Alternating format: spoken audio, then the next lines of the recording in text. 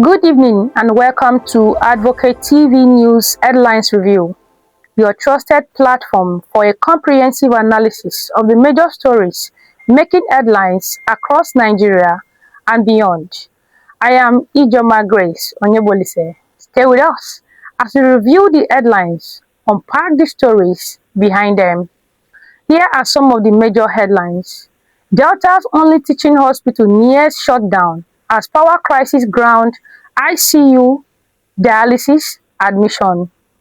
Parents of slain toddler seek NDLEA compensation for lost eye. INEC plans mock presidential election ahead of 2027 polls. Kwankwaso confirm one unpack with Obi for 2027. ADC demands breakdown of 7.13 trillion naira energy security spending. Ovije rallies APC faithful, declares 5/5 victory for Tinubu. Oborowori, Dafinone, Waive, Omonade in 2027. FIFA investigates Spain vs Argentina 2026 World Cup final. Here are the news in brief. The Association of Resident Doctors, ARD, Delta State University Teaching Hospital, DELSUT, Ogara, has raised the alarm over what it described as an unfolding healthcare emergency, warning that the state-only teaching hospital can no longer provide the level of specialist medical care Delta deserved. Following a prolonged power outage caused by the failure of its step-down transformer. In a strongly worded press statement, the doctors said the hospital has been operating under severely constrained conditions since the transformer broke down on June 18, 2026, despite the delivery of a replacement transformer on July 12. Although installation has commenced, they noted that the process remains incomplete and the electricity has yet to be restored from the national grid, forcing the hospital to depend on generators that provide only a few hours of electricity daily.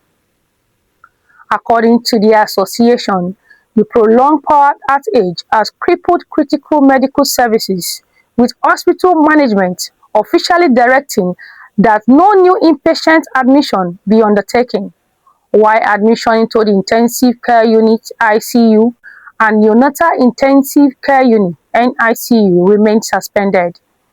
The statement also disclosed that the dialysis services has been halted, while patients requiring admission on intensive care are now being stabilized and referred to other healthcare facilities.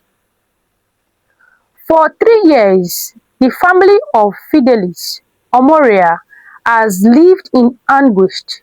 On July 13, 2023, personnel from the National Drug Law Enforcement Agency fired on his 2 young sons during an operation near Okpanam Road in Asaba, Delta State. Onos Ivan Omoria, age 2, died within hours of being shot. His younger brother, Eromosele, then just 1 year old, survived the gunfire but lost sight in one eye. The State Committee on Ethics, Privilege, Code of Conduct, and Public Petitions recommended 200 million in compensation to the family. It also ordered the NDLEA to fund all medical treatment for Eromosele, now 4 years old.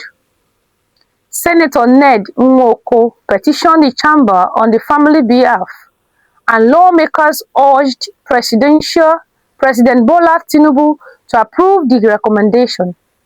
3 years later, no money has arrived and no action has been taken. Fidelis Omoria spoke to reporters about his son's condition. Eromosele cannot see through the damaged eye, though the father believed proper medical care might restore his vision. The Independent National Electoral Commission is considering a full audit of its election technology system and a mock presidential election ahead of 2027. Joas Amukbito, the commission's chairman, as disclosed. He shared this during a visit by Britain's High Commissioner to Nigeria, Richard Montgomery, at INEC's headquarters in Abuja. The audit and stimulation exercises stem from concern raised by the 2023 general election, particularly regarding how reliable the technology performed. Amubiton explained that INEC wants to test its system and processes before voters head to the polls in 2027. These proposals were not included in INEC's original budget, but Amubiton said the Commission will find a way to fund them if needed. He stressed that their value in bolstering public trust in the election is worth the investment. Now we move to Kano, on to Abuja, where former governor of Kano State and vice presidential candidate of the Nigeria Democratic Congress, NDC, Rabiu Kwankwaso, said yesterday he believed the party presidential candidate, Peter Obi, would honor his pledge to serve only 1-year term if elected in 2027, revealing that both men signed a written agreement to that effect. Kwankwaso, who disclosed this in an interview on Channels Television, said both of them signed a written agreement on this. According to him, the agreement provides that power will return to the North after a single 4-year tenure of Obi.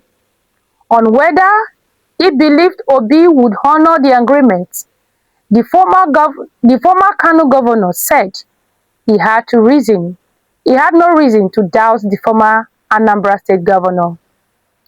For these and many more interesting news updates, visit our site at www.advocate.ng.